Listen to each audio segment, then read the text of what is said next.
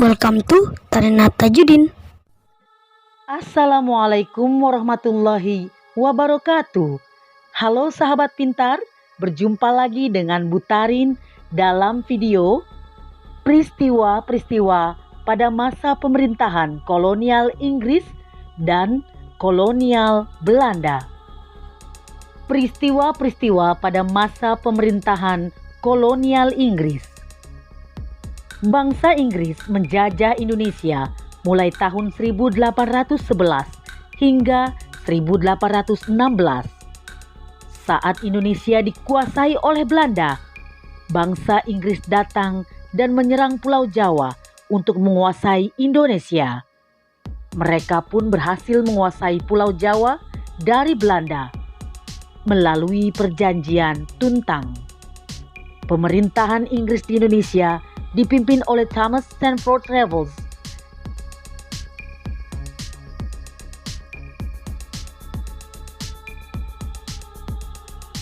Setelah berhasil menguasai Indonesia, pemerintah Inggris kemudian mengangkat Thomas Stamford Raffles sebagai letnan gubernur di Indonesia.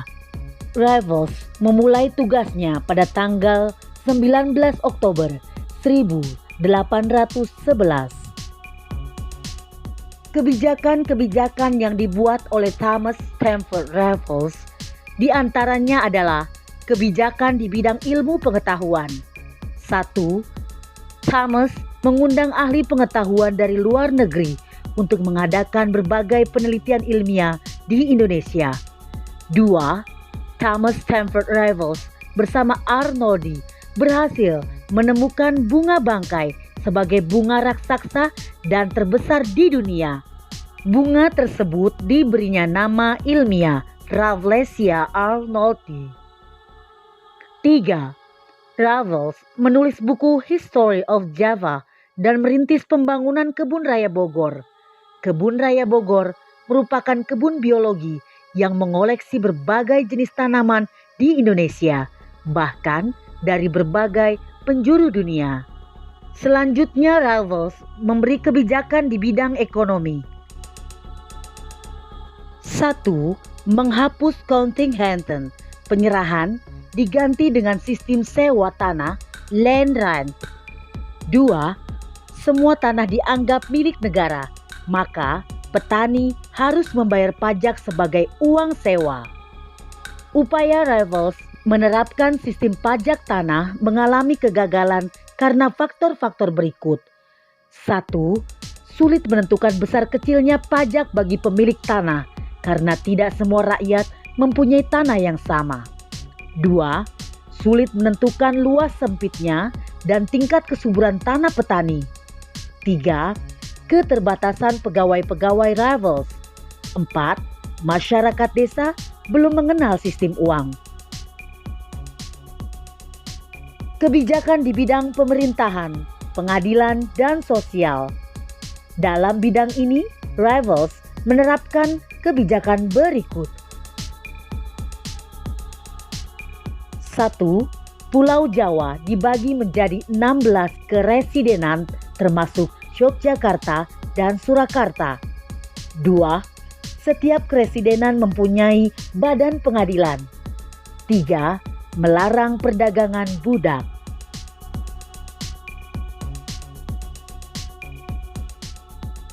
Peristiwa-peristiwa pada masa pemerintahan kolonial Belanda.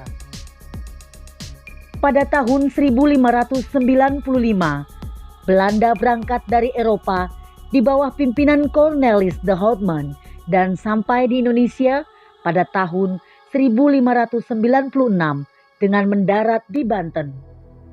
Sejak pelayaran de Houtman, banyak berdiri perusahaan-perusahaan dagang Belanda yang masing-masing memiliki kapal sendiri dan berlayar ke Indonesia.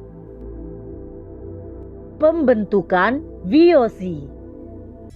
Pedagang Belanda dengan didukung oleh pemerintahnya membentuk kongsi dagang yang bernama VOC, Verenigde Oostindische Compagnie.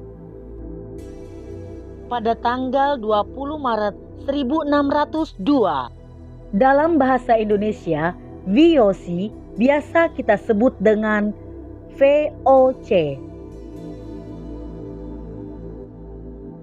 Pengalihan kekuasaan VOC kepada Kerajaan Belanda. Sahabat pintar, memasuki akhir abad ke-18, kejayaan VOC mulai merosot. Faktor internal yang menyebabkan kemerosotan VOC adalah sebagai berikut. 1. Banyak pegawai VOC yang melakukan korupsi. 2. Sulitnya melakukan pengawasan terhadap daerah penguasaan VOC yang sangat luas. Kemerosotan VOC atau Serikat Perusahaan Dagang Hindia Timur di Indonesia ini juga memiliki faktor eksternal. Faktor eksternal yang menyebabkan kemerosotan VOC adalah sebagai berikut. 1. Meletusnya revolusi Prancis menyebabkan Belanda jatuh ke tangan Prancis di bawah pimpinan Napoleon Bonaparte atau kita biasa kenal dengan Napoleon Bonaparte. 2. Penentangan oleh rakyat Indonesia terhadap VOC dalam bentuk peperangan yang banyak menyedot pembiayaan dan tenaga. Pada tanggal 15 Januari 1808, Herman B. Daendels menerima kekuasaan dari Gubernur Jenderal Wes Daendels, dibebani tugas mempertahankan Pulau Jawa dari serangan Inggris karena Inggris telah menguasai daerah kekuasaan VOC di Sumatera, Ambon, dan Banda.